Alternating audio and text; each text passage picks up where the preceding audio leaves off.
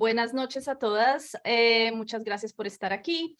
Hoy tenemos un evento que hacemos todos los años con la Universidad de DAFIT y aprovechamos este evento también para lanzar nuestro concurso anual sobre emprendimientos sostenibles en Latinoamérica, que hablaremos al final de esta presentación.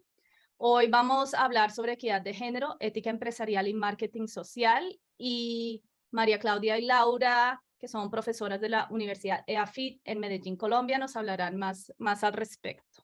Bueno, bienvenidas. Como saben, la mayoría de ustedes somos una red de mujeres que busca fomentar el intercambio de conocimiento y la colaboración con la intención principal de generar nuevos saberes. Llevamos 2 años ya haciendo este tipo de eventos en línea con mujeres en toda Latinoamérica.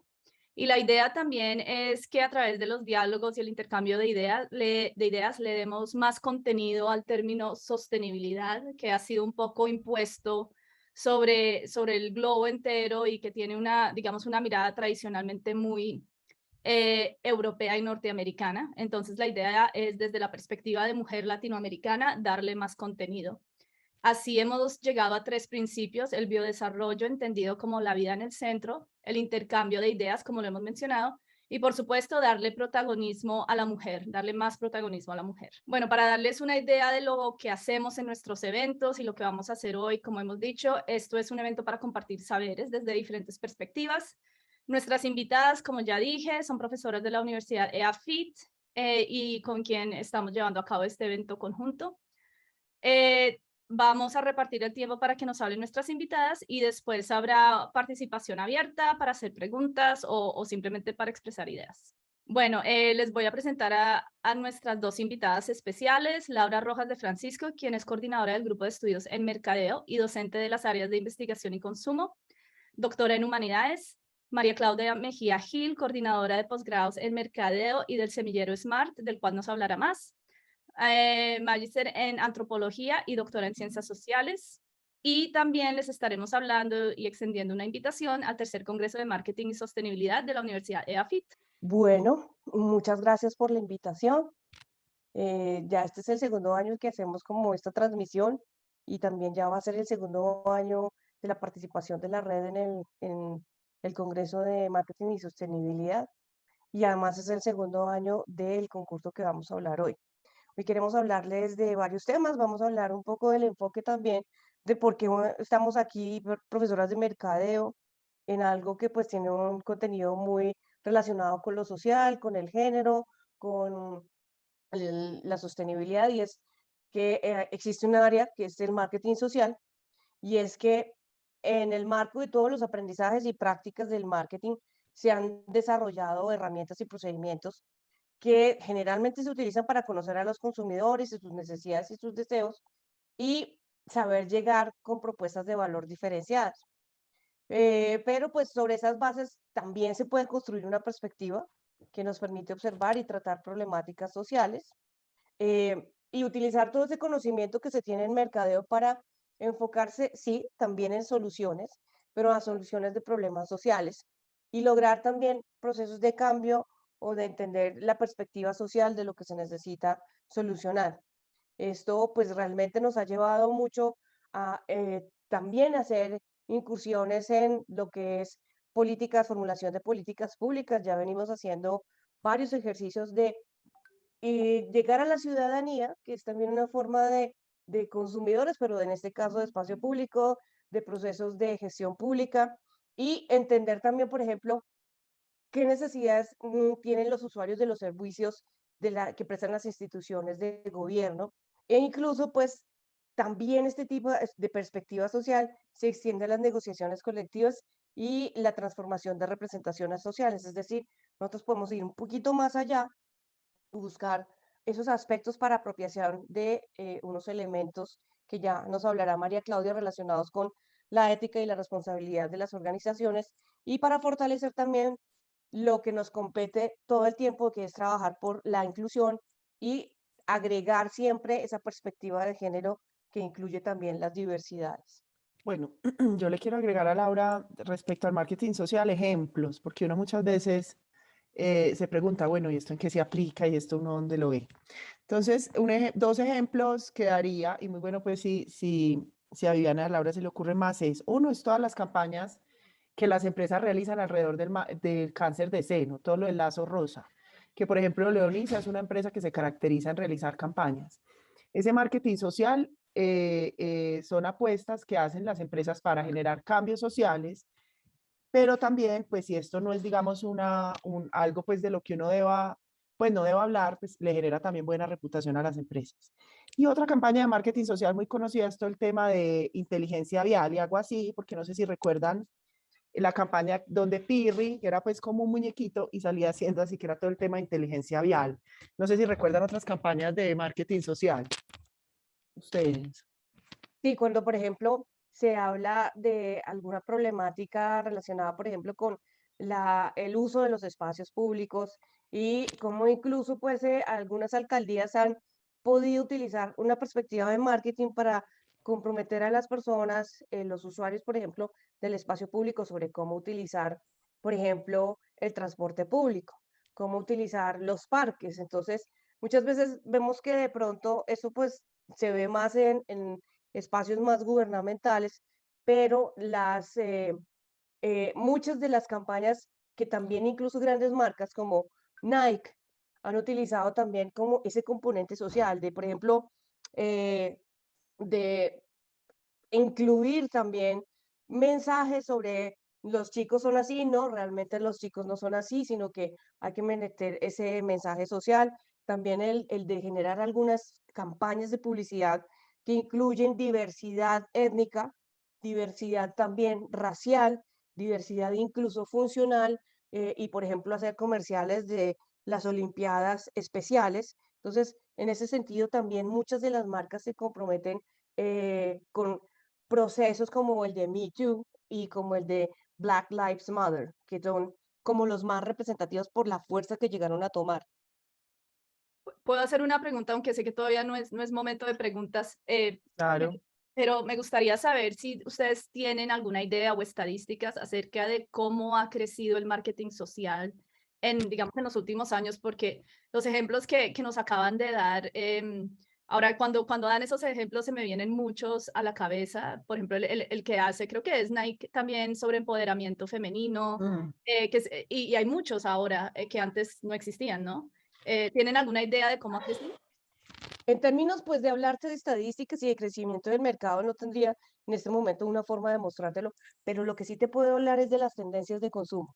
Ya se ve reflejado bastante en las tendencias, incluso de los 10 últimos años, qué es lo que quieren los consumidores. Es decir, cuando hay estudios a nivel global de cómo han cambiado las intenciones de compra y de consumo de las personas, uno de los efectos más importantes es obviamente el de la sostenibilidad, y es que ya quieren empaques que ya se puedan asegurar de que realmente no van a tener mayor impacto, ya se está buscando que de pronto haya un poco más de procesos de reciclaje, pero no solamente eso, también el hablar de las personas en sus diferencias. Muchas de las marcas ya empiezan a darse cuenta que muchas de las oportunidades de mercado se dan en nichos pequeños que están relacionados con grupos de consumidores que son muy específicos. Y entonces en ese sentido ya empiezan a formular sus estrategias no para unos segmentos gigantescos, sino que ya saben que hay una oportunidad de mercado cada vez más amplia que está dirigida a nichos pequeños, segmentos pequeños, grupos de personas que parecen pequeños porque de pronto son minoría, pero como ya estamos conectados globalmente, representan mercados importantes. Es decir, que ya no se llega a unas personas en un contexto determinado, se llega globalmente a un grupo de personas. Entonces, en ese sentido ya empieza a ser muy evidente. También, por ejemplo, hace unos años, aunque a veces uno no lo piensa, como que, ay, no los habían tenido en cuenta, está los consumidores plateados o silver consumers, que es cuando el mercado se da cuenta que las personas de ciertas edades, personas jubiladas, no se tenían en cuenta en las estrategias de mercado. Y en las tendencias de los últimos años, este es un mercado importantísimo, y entonces se empieza a ver como realmente hay mucho más dedicación a estas personas. Se empieza a ver que también, por ejemplo, a partir de la pandemia, se dieron muchas discusiones con, por ejemplo, el bienestar en términos también cognitivos. Entonces, esa diversidad funcional o esa diversidad, entendiendo pues las discapacidades cognitivas y toda su diversidad, el pensar que se incluye a estas personas también es esa perspectiva social que empieza a verse en el marketing, es decir, que ya nos veamos reflejados como somos las personas, en todas las estrategias, todas, incluyendo todas las personas con todas sus diferencias. Y por supuesto también la perspectiva de género, no solamente en dar más voz a las mujeres, sino dar voz a las diversidades de género, que también existan personas, y esto yo creo que también se está viendo mucho en el cine y la televisión, en donde ya hay personajes que son LGTBI y que directamente se ve que hacen parte del guión, interactúan, se reconocen y ya incluso las podemos ver en animados de Disney. Creo que me tomé de más la palabra de lo que quería. Pero, María. Perdón. dale. Yo le quisiera adicionar, lo que pasa es que aquí ya llegó mi hijo y hay más bulla, pues, pero ustedes me comprenderán. Eh, yo le quisiera agregar a Laura que sí, a mí esa pregunta que nos haces me parece muy interesante intentar resolverla, o sea, podríamos buscar si hay estadísticas o si hay, digamos, algunos informes, pero estoy totalmente de acuerdo con Laura, yo creo que el mundo está cambiando y está cambiando en aceptar la diversidad, en aceptar las diferentes formas, en que también los consumidores cada vez son más críticos y buscan que las empresas realicen no sean pues como tan frías, y eso ahorita pues que vamos a hablar de la ética, vamos a hablar también de eso. Entonces yo creo que no tenemos la estadística, pero hay que aumentar un montón, pues, pero muy bueno buscar. Dale. De acuerdo. Tenía otra pregunta a raíz de lo que han dicho las dos y es, digamos que, bueno, por el lado de la parte de gobiernos o más, digamos, política, se entiende que el marketing social se ha utilizado para promover ciertos procesos o políticas o cambios sociales que se quieran promover. Pero por el lado de corporación y de empresa,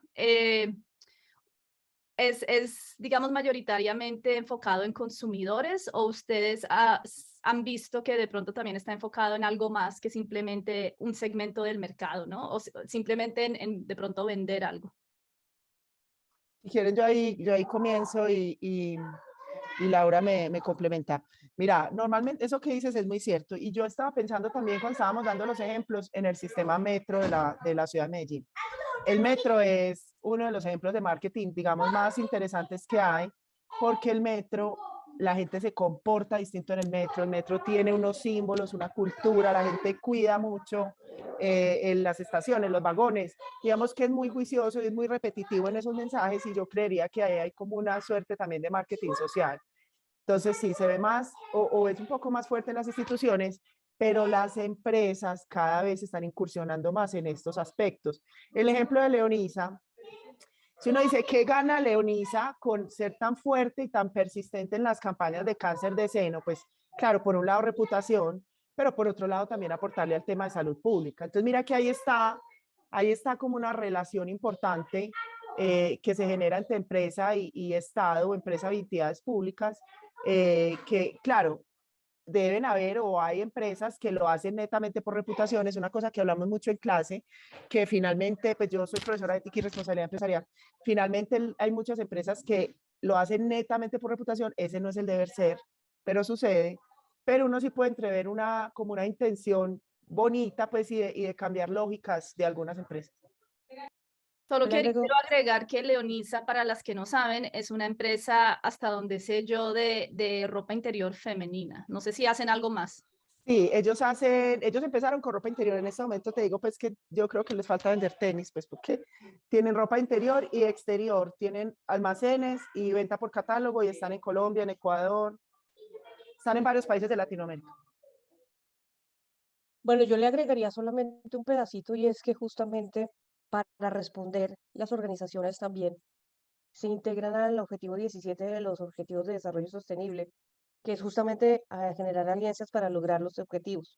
Y porque muchos de estos objetivos también tocan a las organizaciones y a los sectores productivos. Y es, por ejemplo, si se habla del objetivo número 9, que es el de industria, innovación y infraestructura, pues para lograr todos esos elementos que llevan a lograr ese objetivo, hay que integrar, por ejemplo, la parte institucional, pero también hay que incluir a la parte de la sociedad civil, de manera que realmente pueda generarse todo ese proceso y sobre todo que cuando se habla de innovación, se habla de entender también las problemáticas que pueden convertirse en soluciones cuando se ven como oportunidad de solución.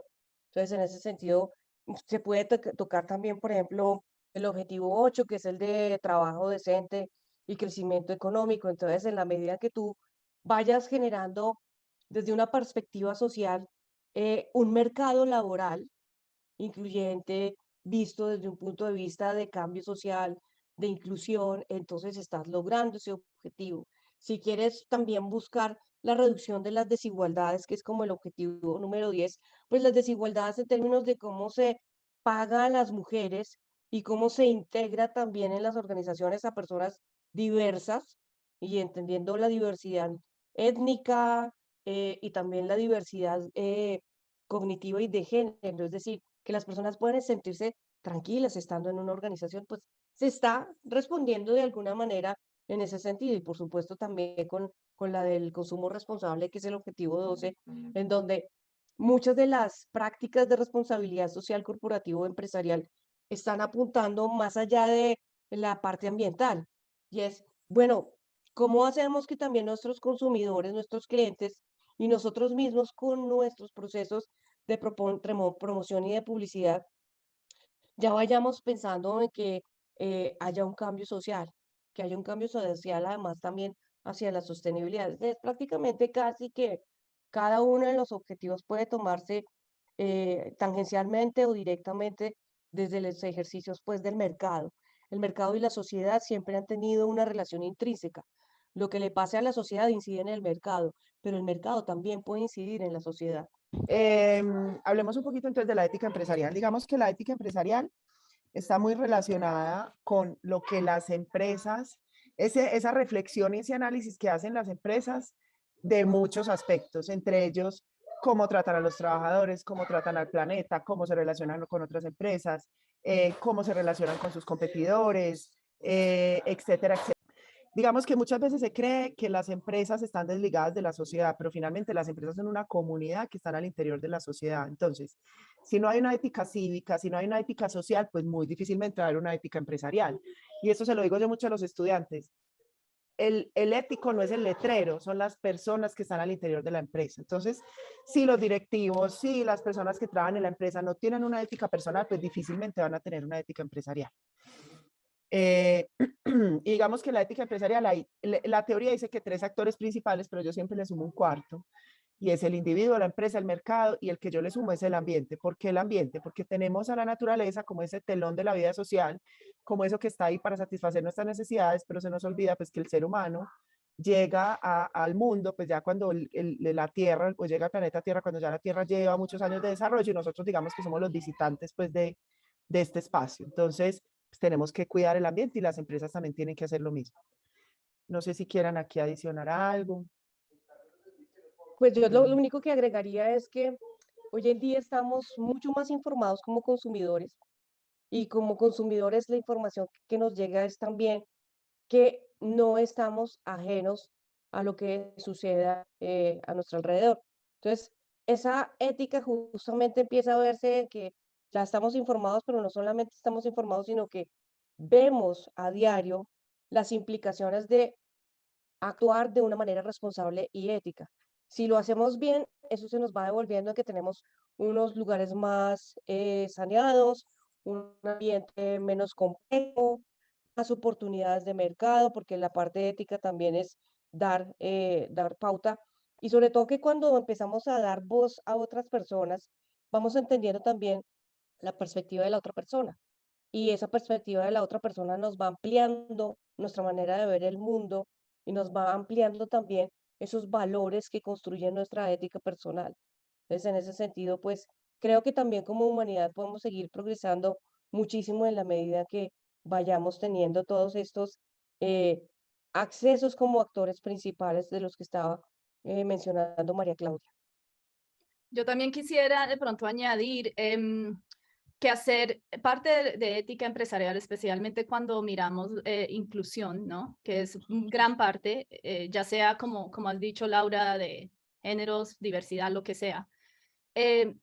Existe un proceso que suele ser incómodo, creo yo. Y las empresas, y yo lo veo, digamos, en mi trabajo diario, porque yo trabajo en este tema, las empresas, obvio, porque es incómodo pasar por ese proceso, es incómodo tener que hablar al respecto, como que tienen un poco, ven ese reto y es un poco difícil empezar ese proceso o evolucionar en ese proceso porque es un proceso incómodo, ¿no? El sentarse y decir dónde no tenemos representación, a quién no estamos incluyendo, ¿por qué? Como ese autoanálisis a nivel individual es incómodo y a nivel empresarial mucho más, porque es un análisis difícil, ¿no? Y de pronto quisiera preguntarles desde sus perspectivas, si han trabajado en el tema, de qué manera se puede de pronto promulgar que los individuos dentro de las empresas como que estén bien con esa incomodidad que genera todo este tema, porque lo es, para poder así de pronto evolucionar. Porque yo sí veo que esto es como que las empresas empiezan por ese camino, llega un momento en que es demasiado incómodo y para. Y seguir el proceso se vuelve un poco complejo. Sí, yo creo que primero parte de la información, ¿cierto? Pero también esa información concertada, de llegar a acuerdos, porque claro, siempre hay perspectivas diferentes, siempre hay hábitos que de pronto es súper difícil romper, que ya incluso a veces entras a meterte con los valores de otras personas y de la misma empresa. Entonces, eh, esas verdades incómodas hacen parte de algo que estructuralmente viene de mucho tiempo y eso puede pues entrar en el tema de conversación, la misma sostenibilidad o la perspectiva de género o la misma ética con respecto al uso responsable de los recursos. Esa verdad incómoda es incómoda porque a veces toca el ejercicio de las organizaciones y a veces toca justamente el ejercicio económico y financiero de las organizaciones. Entonces siempre habrá resistencia. Siempre que hay resistencia, existe la resistencia porque genera un conflicto y siempre habrá como diversos niveles de aceptación. Todo cambio social implica una resistencia y luego una adaptación poco a poco, y a esa adaptación las organizaciones tienen que pensar en cómo vamos adecuando cada proceso, cuánto nos va tocando y cuándo tenemos que ceder. Y no es ceder las organizaciones solamente, es también ceder en general la sociedad, es también ceder también en las formas estructurales en que es que eso siempre se ha hecho así. Es que cómo así que me vas a poner etiquetas en los empaques si eso me va a afectar, porque entonces la gente va a estar asustada y ya no va a comprar. Pero pues también es un asunto de si le preguntas a los consumidores, eh, ¿vas a cambiar realmente tus cambios? ¿Esto va a implicar unos cambios realmente en tu consumo? Entonces, toda implicación de cambio, por supuesto, genera una resistencia, pero todo cambio también puede ser informado, aceptado, concertado, vigilado, evaluado y luego pues ya se va incorporando y pues la historia ya nos va demostrando que justamente cosas que antes eran ley y que eran vistas como eso se puede permitir, como pues la discriminación racial y muchos otros ejemplos, pues ya no implica un problema para muchos procesos. Todavía hay mucho por hacer, pero si comparamos históricamente los cambios sociales, pues ya podemos darnos cuenta que sí se pueden lograr muchas cosas, que de hecho en muy poquito tiempo, en los últimos años, cada vez es más rápido ese cambio. Entonces, que sí se puede y que se puede también con educación, una educación incluso que empieza por la familia, que además como mujeres tenemos la posibilidad de ir haciendo esos cambios, siendo muy informadas e ir generando también adecuaciones. Y muy en línea con lo que dice Laura, digamos que tener una ética de nivel mínimo es una ética legalista, es decir, es solo cumplir la ley. Pero es que la ley ha avanzado un montón, pues ya cosas que antes eran permitidas ahora no lo son. Entonces, digamos que ahí pues ya la ley nos acompaña y nos apoya y nos ayuda a que seamos más críticos por un lado, y por otro lado, las empresas cada vez se esfuerzan más por tener aspectos superiores a la ley en términos de ética. Por ejemplo, todo lo que está ocurriendo, y aquí entonces lo voy a empezar a amarrar con el tema de género, frente a que las mujeres podamos, por ejemplo, denunciar un tema de acoso, un tema de dificultad, digamos, por ser mujeres, a líneas que están por fuera de las mismas empresas, o que hayan, por ejemplo, en la Universidad de FIT nosotros tenemos un centro de integridad donde ya se creó un manual para dar cuenta digamos, como de todo este tema de acoso o de abusos por género. Eso ya demuestra que hay una reflexión importante y que las empresas quieren generar un bienestar en estos términos. Entonces, ¿cómo manejan lo que preguntabas ahorita? ¿Cómo manejan las empresas ese tema de la incomodidad? Pues yo creo que por un lado es educando, por otro lado también es actuando, es generando protocolos de actuación para que las personas se sientan libres de denunciar cualquier tipo de abuso. Y uno ve un avance importante en ese tema, nuevamente. Sí, aún hay asuntos, y ahí me voy a pegar a lo que le digo a los estudiantes. Muchas veces, entonces yo no sé, porque eso me pasa mucho en clase. Ay, hablamos de empresas líderes en el tema de ética. Y alguien dice por allá, pero a mí me contaron que en esa empresa explotan a la gente. Entonces yo siempre le contesto, sí, ¿qué te contaron? Cuéntanos. Es que en el almacén tal, a tal persona. Entonces yo les digo, claro, es que el ético no es el letrero, las éticas son las personas. Pues probablemente en esa empresa haya personas que no sigan la ética, en ese local haya personas que no sigan la ética de la empresa. Entonces, otra cosa que también lo dicen los textos es que más que códigos de conducta, lo que deben crear las empresas son reflexiones alrededor de la ética. No que los personas que participan en la empresa, los trabajadores, se sientan obligados a actuar de X o Y manera, sino que de verdad, a partir de una reflexión ética, se comprometan siempre a reflexionar y actuar, digamos, bajo esas premisas, porque hay empresas que también son coartan mucho la posibilidad de decisión de sus empleados, eso tampoco está bien. Entonces creería que es de esas maneras.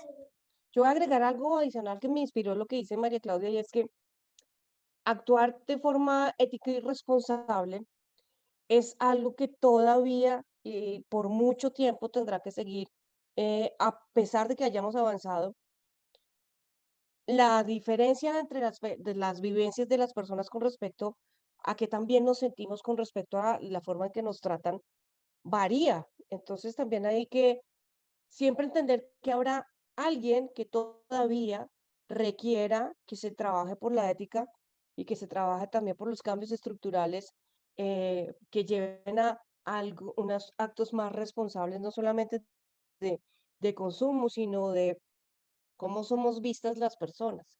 Entonces, seguimos trabajando y las organizaciones tendrán que seguir trabajando y el mercado tendrá que seguir teniendo en cuenta que allá afuera hay todavía personas que no están bien, que todavía hay mucho por hacer y que todavía hay eh, que trabajar en conjunto entre todas las personas que hagamos parte de la sociedad. Entonces, en ese sentido, eh, como actores principales, siempre tendremos todavía que ver cómo vamos fortaleciendo esos cambios hacia unos criterios que ya incluyen más a las personas, para ir generando confianza de que así se pueden las cosas.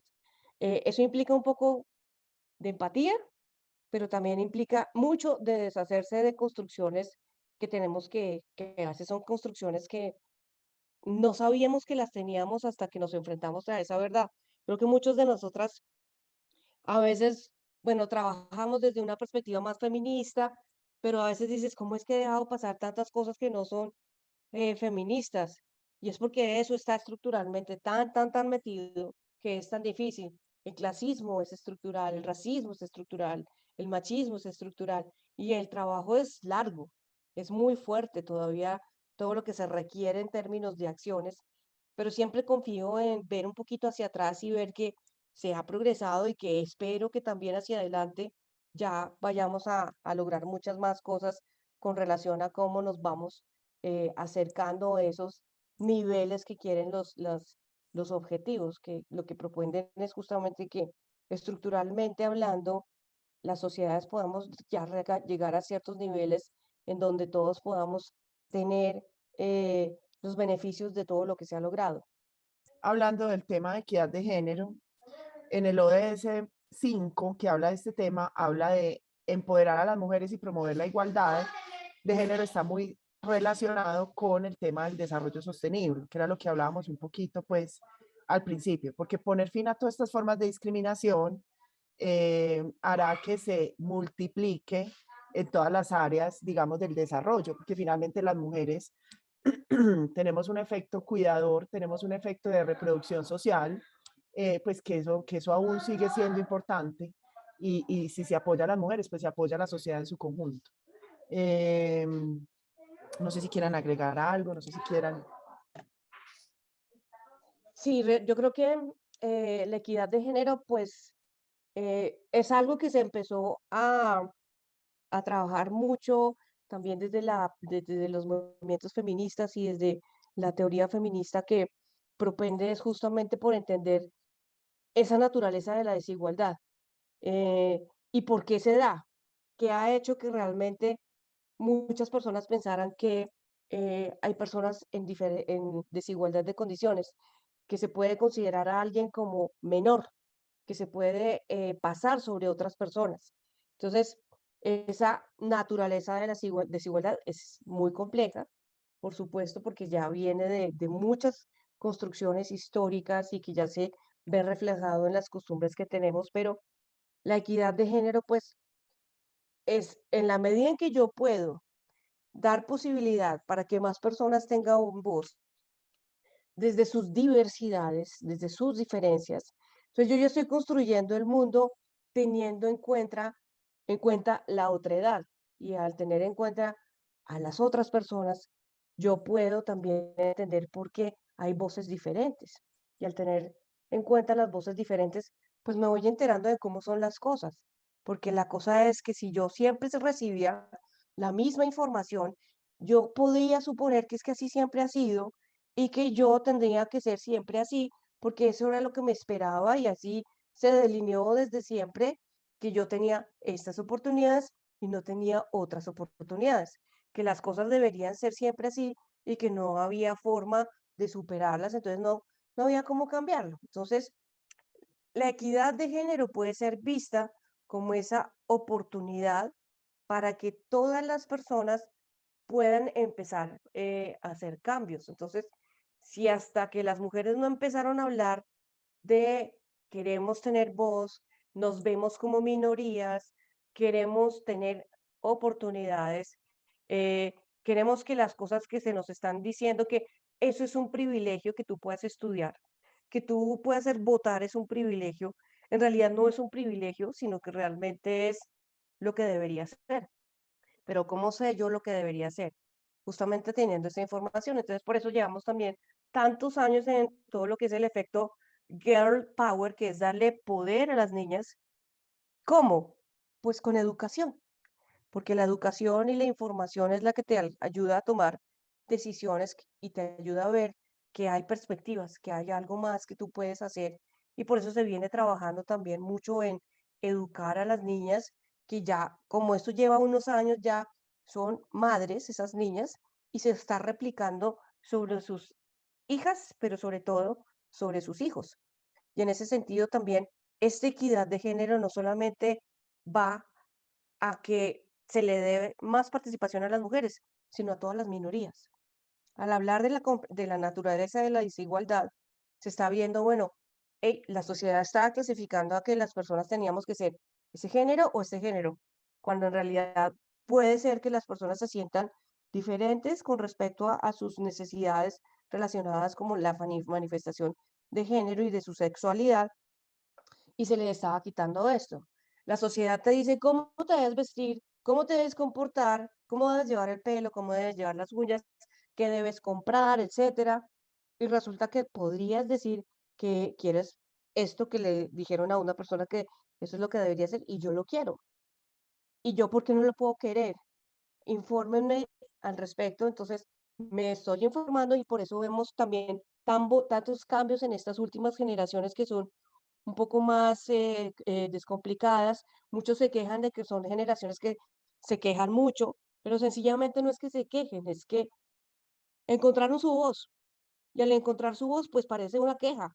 Y es una queja porque se ve como algo incómodo, pero es que estamos dando voz. Eso es la equidad de género, dar voz a las personas que siempre fueron invisibilizadas, a las que se les asignó un rol y no tenían opción de mirar otros roles.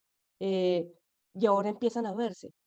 Entonces, en ese sentido, hablar de equidad de género es hablar justamente de inclusión, pero también de inclusión es romper esquemas, romper valores, dar una perspectiva ética mucho mayor a todo el proceso y en ese sentido, pues estamos también abriendo oportunidades para solucionar problemáticas sociales que antes era muy difícil lograrlas. Eh, Educarse implica que después puedas ser productiva. Si eres productiva, entonces puedes tomar decisiones sin no tener que depender.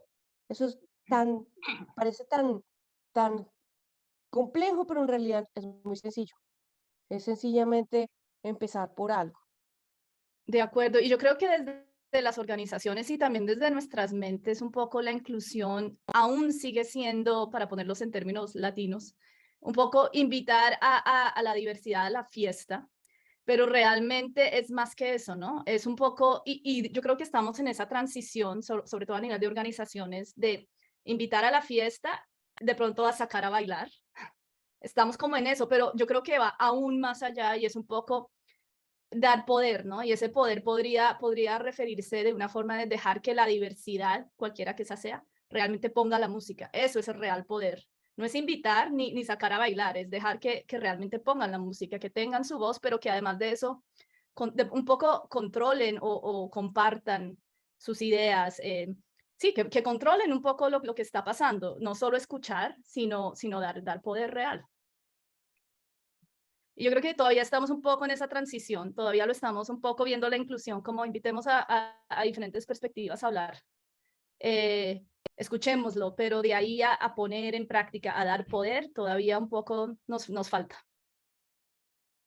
En ese sentido, yo creo que ya también las industrias culturales y creativas empezaron con mucha fuerza y ya se está viendo que lo que nos están mostrando ya incluye más diversidad, ya hay más personajes. Y en la publicidad también. Ya hace algunos años empezamos a dejar de ver esas personas que como muy perfectas, muy blancas, muy rubias, muy altas, y empezamos a ver gente que podríamos ver al lado, viviendo en mi casa de al lado, en el barrio, la gente que me encuentro en el trabajo, entonces empiezas a decir, esto ha cambiado bastante, yo ahí sí me veo, yo sí podría ser esa persona y por eso también han tenido éxito muchas campañas que han visto la oportunidad importante de mostrar que ese producto va para ti. Y como va para ti, pues mira, aquí está el reflejo de quién eres, de incluir gente más común, de incluir incluso gente que no está dentro de los estereotipos de belleza, no está dentro de lo que se espera, pero es la gente que te podrías encontrar cuando vas para el trabajo, cuando vas a comprar algo. Es esa gente y ya lo empezamos a ver, poco a poco, pero se va viendo. Pues miren todo lo que causó la Sirenita Negra Mm. y todo como ese revuelo y también lo que causó que en una película de Disney sucediera un beso entre dos hombres. Entonces miren que yo creo que ahí cada vez sí se toma más en serio y se toma más en cuenta todo este tema y también hoy justo en clase estábamos hablando hay una campaña de DOP que ya tiene muchos años, todo lo de la belleza real, ellos desde el año 2003 están con eso y es también tratando de cambiar un poco los estereotipos de belleza. Entonces no es la mujer mega flaca, blanca, rubia, sino que hay eh, eh, unas formas y unas estéticas más reales.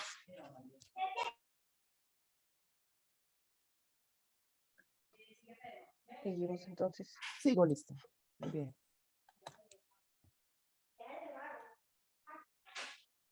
Bueno, ya yo creo que respondimos las preguntas antes de cómo.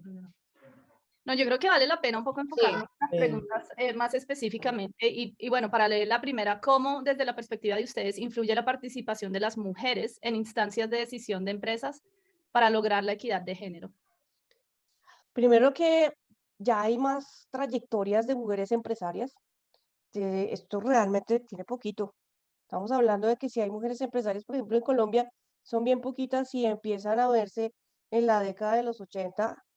En Latinoamérica también empiezan a verse de pronto un poquito más temprano en otros países, pero en relación a los recorridos y las trayectorias de las mujeres empresarias en países más desarrollados, pues apenas estamos empezando. Y eso de poder ver mujeres que son empresarias con una trayectoria de éxito, de empresas que tienen esto, pero que también veamos mujeres que toman decisiones al interior de las organizaciones y que son de alta dirección y que realmente piensan a fortalecerse algunos procesos dentro de la organización y que empieza a cambiar la organización por esa mirada femenina, por esa mirada también incluso pues de que se sale siempre se ha hecho así, se sale de la estructura, se sale de lo tradicional, porque sencillamente es una mirada incluyente que incluye incluso todo esto que hemos venido hablando de la diversidad, pues vas haciendo cambios. Cada vez hay más mujeres que toman decisiones importantes en áreas, por ejemplo, de servicio. Es donde de pronto se privilegia más justamente esa perspectiva de la mujer por una razón, porque ya se reconocen unas habilidades que son prácticamente de hace mucho tiempo, que es cómo entender a otras personas, cómo entender a personas que tienen un grado de dependencia de ti, por ejemplo, si, porque los entiendes por tener hijos, los entiendes porque cuidas de otras personas, porque has cuidado mayores, porque has cuidado personas enfermas, pero también porque siempre has tenido la experiencia de ser la otra o el otro, el que es diferente, el que no tiene todas las posibilidades. Entonces, en ese sentido, esa participación femenina en las empresas para lograr la equidad de género implica también empezar a pensar en las minorías, en las diversidades. Entonces, el traer más, el poder conversar, porque muchos de los movimientos LGTBI fueron fuertemente apoyados por las madres de esas personas. Y con eso también se fue dando pauta para que muchas más personas fueran entendiendo ese rol de las mujeres en los cambios sociales. Si eso se dio en cambios sociales importantes como el pensar en las diversidades, pues en las empresas también empieza a verse. En servicio al cliente y en experiencia del cliente es muy evidente que muchas de las personas en este país que llevan las decisiones con respecto a esto son mujeres. ¿Y por qué no hay una explicación así que se diga desde el punto de vista, es algo interesante para investigar, pero muy probablemente por esa perspectiva de, escuchemos a todas las personas que están en esto, o sea, como que es esa forma de saber qué es lo que puede estar pasando a partir de generar conversación, de generar esos estímulos y además de poder saber lo que se siente estar del lado al que se le dicen, usted hasta aquí llega. Y cuando ha sido esa persona que le dijeron, usted hasta aquí llega, pero te pasaste del límite, tú lo que quieres es invitar a otras personas que te acompañen. No quieres estar sola del otro lado. Quieres traer más mujeres, quieres traer más personas diversas, quieres que otras minorías, que otras personas a las que se les decía, hasta aquí llegas, entiendan que se puede pasar esa barrera. Y entonces, en ese sentido, eh, creo que hay un papel muy importante en esa influencia sobre los cambios que pueden darse desde las organizaciones. Si pasa en una organización y una organización además tiene un efecto económico, pues la parte de económica siempre tiene efectos en las políticas. Y si tiene efectos en las políticas, tiene efectos en la sociedad, porque todo está muy relacionado. Yo quisiera de pronto hacer una reflexión y absolutamente todo lo que dices, claramente la participación de las mujeres, sobre todo en las instancias de decisión, ¿no? que muchas mujeres participan hasta de pronto a nivel de liderazgo en empresas, pero de pronto no tienen necesariamente esas instancias de decisión importantes.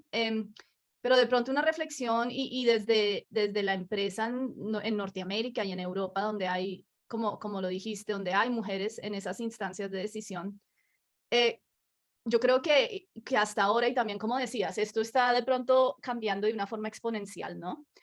O evolucionando de una forma exponencial, pero realmente hasta muy poco y todavía creo que algunas de esas mujeres han llegado a esas instancias dentro, obviamente, pues todas han llegado a esas instancias dentro de un sistema que continúa siendo patriarcal, extractivista, etcétera, etcétera, etcétera. Y muchas veces, aunque están en esas instancias, y hasta de pronto diría yo, en países, no, en Norteamérica y en Europa, más que de pronto en nuestros países latinoamericanos pasa esto, donde de pronto esos roles o esas características que se le han otorgado a la mujer de escuchar, de comprender, de no integrar, de inclusión, son un poco reprimidas porque el sistema aún no las ha permitido realmente. Y es más, quisiera de pronto escuchar la perspectiva de ustedes con respecto a cómo es esto, digamos, en nuestros países de Latinoamérica, donde yo creo que es diferente a de pronto esos países, ¿no? En Norteamérica y Europa, donde hasta de pronto podrían estar un poco más atrasados en este tema. Pues yo creo que también todo depende del soporte que se da en las leyes. La Comisión Europea, por ejemplo, viene mucho tiempo atrás ya trabajando en que haya leyes para asegurar esta inclusión, esta participación, eh, y además de las leyes, pues que también la educación que reciben las personas ya de por sí empieza a ser incluyente, que ya muchos de los mensajes que se empiezan a dar, no solamente en las noticias, sino también los comerciales, en la publicidad, en el día a día incluso empieza también a mostrar que hay que superar estas barreras y que hay oportunidad para todas las personas. Una de las cosas más interesantes y a la que más resistencia se genera es el cambio al lenguaje incluyente. Eso no es fácil. El lenguaje incluyente es un cambio de pensamiento. Y cuando te metes con una forma de pensar, pues hay resistencia. Hay gente que te dice, no, eso no se escribe así. Eso es ir en contra del idioma, eso es ir en contra de la lengua. ¿Qué es la lengua? La lengua es una convención, es un acuerdo al que se llegó desde sistemas de pensamiento. Entonces, si tú quieres cambiar el sistema de pensamiento, ¿por dónde empiezas? Cambiando la forma de hablar de las cosas, que no es fácil, yo lo sé, y en español es mucho más complicado, porque ya inmediatamente te cae la regla gramatical de que decir niñas y niños es redundante, pero es que las niñas existen per se y los niños existen también per se. De decir todas y todos es porque todas se habla de las mujeres, y que no existe el todes o del todis, pues no existe porque sencillamente nunca se le dio un nacimiento a esa perspectiva del todes. No existe en el sistema de pensamiento. Entonces, ¿qué haces al empezar a incluir este tipo de cosas? Es que les das vida, dejas que existan. Entonces, en ese sentido, creo que también un asunto es que los lenguajes y las lenguas en sí ya son como ese principio de todo este proceso, y hay diferentes recorridos. Yo creo que incluso no solamente hablando de países, no es lo mismo crecer en una ciudad que crecer en un pueblito. No es lo mismo crecer en un pueblito de la zona andina o de la zona de sierra o de montaña que en un pueblo cercano a la costa. Hay diferencias. ¿Por qué? Porque los estilos de vida incluso tienen mucho que ver con cómo impacta el ambiente, la forma en que tú te vistes. En algunos lugares es ya una forma de decir, debes vestirte así y no de otra manera. Pero en otros lugares es, "Hey, tengo calor, me visto así porque quiero evitar el calor". Y eso tiene unas implicaciones. Entonces, con seguridad, todas estas diferencias que podamos encontrar también tienen muchas formas de verse. Todas estas evoluciones también van más rápido o menos rápido por el contexto, por la facilitación que se da en las leyes, por el cambio de pensamiento, por encontrar historias exitosas y a veces no avanza porque ves que también hay historias terroríficas. No, intentó salir, intentó que se le incluyera y vean lo que le pasó. Entonces, ¿por qué? Porque también va a haber castigos por querer salirse de los esquemas, seguro. La resistencia también puede ir a un nivel de violencia. Vamos en contra porque se quiso salir de lo que se le había dicho que debería ser. Pues también todo depende de cuáles son los procesos y cómo influye también el contexto y la cultura.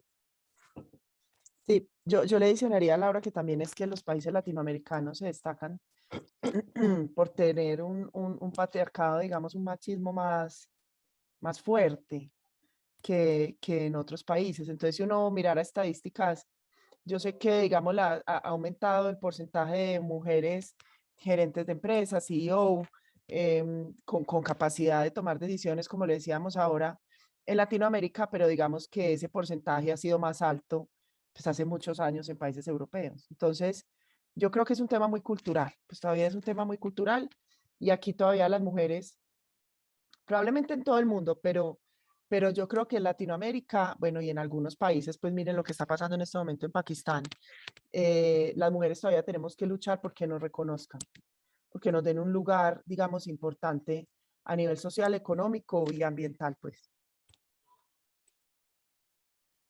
De acuerdo. Em, y yo, No, solo para añadirle a lo que acaba de decir María Claudia, porque vuelvo para mí incluso creo que las mujeres que logran llegar a esos niveles de poder en países latinoamericanos, creo que tienen un nivel de influencia mucho más fuerte que las mujeres que han llegado a esos puestos de liderazgo en países de Europa y Norteamérica. Y creo que puede ser por lo que han dicho ustedes, porque vivimos en sistemas, ¿no?, de patriarcado, más opresores, etcétera, etcétera. Y de pronto eso ha hecho que las mujeres que llegan a estas instancias de poder, pues lo vean más importante hacer algo al respecto, que las que de pronto no han, volvemos al tema, por lo cual es tan importante la diversidad. Cuando uno ha vivido desde esa perspectiva, lo ve más importante y de pronto le mete un poco más berraquera a promover eso. Que cuando uno de pronto no necesariamente ha vivido eso constantemente, entonces se vuelve un poco menos importante lograr o promulgar ciertas equidades, no solo de género, pero en general equidades. Yo le adicionaría a Viviana que tiene más visibilidad.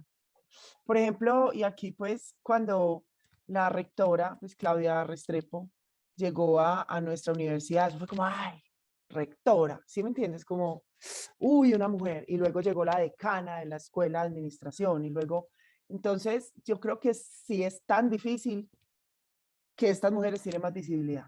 Yo creo que también es un tema ahí de que los medios, de las personas en general, las observan más. yo quería agregar que, por ejemplo, en indicadores, el Gender Equity Index que tenía el Social Watch, pues no he visto que haya de pronto otra medición. Esa medición fue muy juiciosa en 2007 y a mí me llamó mucho la atención en ese momento que el lugar con más equidad de género era Ruanda. Y yo me puse a preguntar por qué. Y resulta que es una historia dura y compleja, y es que perdieron un gran Muchos porcentaje de la hombres. población masculina en la guerra. Entonces, prácticamente, pues hay equidad, había equidad de género y de hecho, pues sigue todavía. Si ves el ejercicio de Ruanda, pues no quieren volver a caer en eso que fue tan desastroso y tan aterrador lo que pasó y quieren procurar que las cosas sigan así. Y lo interesante de Ruanda es cómo esa equidad de género ha demostrado cómo ha impactado en el desarrollo económico del país. Entonces, es uno de esos ejemplos muy interesantes de, de cómo fue desarrollándose a pesar de tener los menores niveles de ingresos, de patrimonio interno bruto, acabando de salir de una guerra violenta. eh, de todas maneras se veía como que ahí había pasado algo. Es un caso muy excepcional. Incluso pues en Colombia y Brasil muchas veces han estado alto en ese índice, y va variando porque hay aspectos políticos que van teniendo incidencia. Cada cambio de gobierno va teniendo una incidencia enorme. Y eso es lo que pasa también un poco con la inestabilidad de nuestros países latinoamericanos con respecto a los sistemas políticos y cómo va cambiando también cada gobierno con todo el proceso. Entonces, sube y baja, es como un yoyo. Para todos nosotros sigue siendo un yoyo. Mientras que si tú lo comparas con los países en desarrollo, como ya están solucionadas muchas de las necesidades fundamentales, ya se ha logrado un grado de desarrollo económico mayor que sustenta los estados del bienestar. Entonces, esta preocupación por tener acceso a las cosas, de ser más equitativos, pues va disminuyendo porque ya tiene solucionadas más otras cosas. No pasa lo mismo en nuestros países. Todavía hay que solucionar muchos aspectos con derecho a los derechos, con relación a los derechos, con relación también al acceso a la economía, a las posibilidades. Incluso en sociedad de la información, estamos muy retrasados con respecto a otros países. Entonces estamos menos informados también, menos comunicadas. Ujú. Bueno, y esta segunda pregunta que obviamente ya hemos hablado bastante, pero de pronto si pudieran hacer un resumen de cierta cantidad de puntos, 2, 3 puntos de cómo integrar los temas de género dentro del marketing social y la ética empresarial. Y obviamente ya hemos hablado mucho de esto, pero si tuvieran que hacer un resumen, ¿qué dirían?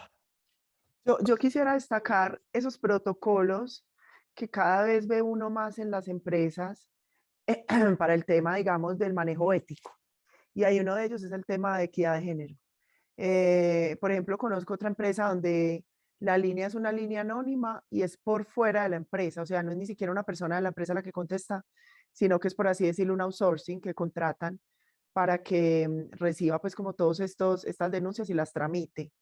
O en el centro de integridad, por ejemplo, de la universidad, hay todo un decálogo de cómo se debe manejar, de qué manera denunciar, qué está bien, qué no está bien, etcétera. Entonces a mí me parece que eso es una forma muy interesante de aportarle, digamos, a la solución o a evitar estos problemas. Y dentro del marketing social, pues está esta derivación de lo que se llama el marketing transformativo, que no es solamente, pues, el marketing social tiene muchas posibilidades, pero lo que hace el marketing transformativo es, además de tomar las herramientas de análisis del consumo, también se toman las herramientas de prestación de servicios. Y al tomar estas dos herramientas y darle voces a los que no han tenido voz, entonces se van tomando una serie de decisiones que pueden tener ya implicación en la transformación de algo. Es decir, en el marketing hemos venido trabajando hace mucho tiempo en cómo hacer que las personas tomen decisiones de compra, de consumo, de uso de un servicio, pero también ahora se puede hacer de tomar las decisiones de hacer algo diferente con tu vida, actuar, hacer acciones para transformar lo que sucede a tu alrededor. Entonces, en ese sentido, creo que los temas de género, para incluirlos en el marketing, es sencillamente dar voz y dar también la posibilidad de interactuar con el mercado, que eso es lo más difícil, pero que ya se puede porque ya tenemos muchas formas que nos han dado las tecnologías para poder generar esa interacción, no solamente recibir, recibir, recibir, sino que también yo pueda entrar en una conversación y que además de la conversación yo también vaya tomando decisiones para generar acciones que a su vez ya tengan una implicación en el mercado, que como individuos y como personas ya vayamos teniendo un nivel de influencia en el mercado. Y eso ya se da. Por eso las redes sociales son tan exitosas, porque montones de personas, montones de usuarios pueden romper con algo, con un tweet, cuando son millones. Si algo se hizo mal, con un solo tweet replicado a la N, tú cambias algo. Tenemos mucho más voz que antes. Entonces, se pueden integrar muchos temas de género en el marketing que es relacional, en el marketing que es interactivo, la ética empresarial debe también pensar que en sus diferentes canales hacia sus diferentes grupos objetivos también pueda empezar a decir, aquí pensamos en la empresa de esta manera, nos preocupamos porque también tengas voz y por ahí vamos empezando. Sí, muy buenos puntos. Ahora definitivamente algunos tenemos más voz que antes, ¿no? Eh, María Claudia, si quieres, creo que la siguiente diapositiva es acerca del Congreso, si quieren.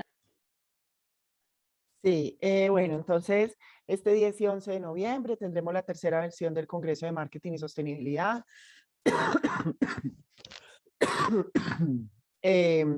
Este congreso, las dos primeras versiones las hemos hecho virtual, pues por la pandemia. Esta será nuestra primera versión presencial. Es en la Universidad de AFIT y vamos a tener una feria, pues aparte de las charlas académicas, de emprendedores, pues que digamos se insertan en todas estas redes, pues de marketing social, de marcas con propósito, consumo responsable, comercio justo, etcétera. La temática alrededor de la cual versará el Congreso es marketing social justamente. Tendremos expositores de empresas, tendremos expositores de ONGs, perdón. Y tendremos, ¿qué más, Laura? ¿Qué más tendremos? Pues Tendremos mesas además, temáticas. sí, tenemos varias mesas temáticas. Lo interesante de este año es que, pues sí es presencial, pero pues también hay una invitación a que uno de los 2 días vamos a hablar también, se le va a dar pues a toda la parte de equidad de género y diversidad y marketing social, que es el viernes 11. Y en ese momento, aunque el Congreso va a ser presencial, esta parte va a ser híbrida. ¿Por qué? Porque estará la red de mujeres y sostenibilidad y se va a tener ese momento abierto también en un formato virtual con un enlace a la plataforma que utilizamos en la universidad, justamente para hablar de estos temas que estamos hablando hoy. De todas maneras, por la perspectiva social que tiene este Congreso de Marcas con un Propósito, se está dando más pauta a que no sean solamente ponencias, sino que se hagan más paneles. En estos paneles va a haber más discusiones, va a haber uno de marketing social, va a haber otro de de los esfuerzos por lo ambiental en relación con lo social, todo lo que tenga que ver con cambio social a partir de el tema de la sostenibilidad, de cómo comunicar y cómo educar sobre lo sostenible desde sus diferentes dimensiones, cuáles deben ser los escenarios. Se hablará también de responsabilidad social, de algunas investigaciones, de los propósitos que tienen ahora las marcas cuando están relacionadas con algún aspecto social, eh, esa base de lo que es la comunidad también en este marketing, eh, como ver todas esas posibilidades y sobre todo volveremos también a dar voz a los emprendimientos, que es justamente esa parte que lleva a que hay una feria de marketing y de sostenibilidad, donde va a haber la presencia de algunas empresas que ya tienen productos sostenibles o servicios para asegurar la sostenibilidad, pero también emprendedores. Y en ese marco, justamente, de ese último día, se hará el lanzamiento del concurso del que vamos a hablar a continuación. Perfecto. Y de hecho estamos lanzando el concurso hoy, pero ese día se dará la premiación, se anunciará el emprendimiento ganador. Y bueno, es el segundo concurso de emprendimiento sostenible en Latinoamérica. El primero fue el año pasado. Obviamente lo organizamos la red y la Universidad de AFIT. Y por el momento vamos a recibir postulaciones hasta el 5 de noviembre.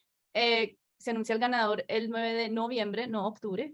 Y, y la premiación será el 11 de noviembre. Entonces las invitamos a que, pues sí, vamos a compartir la forma para que se inscriban y para que seleccionen o manden sus inscripciones de los emprendimientos sostenibles. El año pasado el ganador fue un emprendimiento muy bonito en Buenos Aires, Argentina. Creo que ustedes posiblemente han escuchado, pero hemos tenido varios videos y el emprendimiento ganador como invitados. Entonces también dejaremos un enlace para que vean más al respecto. pero es un emprendimiento que trabaja con mujeres con discapacidades y las empodera y también las entrenan y les enseñan a hacer bolsos y diferentes, digamos, accesorios hechos de bolsas plásticas y otro, bueno, realmente creo que la mayoría es de bolsas plásticas que están siendo reutilizadas para, para accesorios. Yo quiero decir que justamente ese momento fue el que inspiró el tema de este año, porque fue como el momento más emotivo del año pasado, cuando eh, la dueña de esta empresa hablaba de lo que hacía y de cómo sentimos que para ella eso era algo que le había cambiado la vida, que estaba muy orgullosa de lo que se estaba haciendo y que estaba muy orgullosa de las mujeres que trabajaban en ese emprendimiento. Y eso fue muy emotivo para toda la audiencia. Entonces, ahí fue cuando dijimos, bueno, aquí hay un propósito social, no solamente es un emprendimiento, no solamente está hablando de sostenibilidad, está dando trabajo a unas personas que están en unas condiciones de inequidad por varias razones. Entonces fue como el momento inspirador de este año, como que fue muy impactante. Dijimos, bueno, cuando hablamos de los aspectos sociales y los integramos en esta conversación que queremos hacer entre el marketing y la sostenibilidad, pues ese factor social es importante, es una de las dimensiones de la sostenibilidad que queremos que tenga mucha fuerza este año. De hecho, yo ahí complemento a Laura.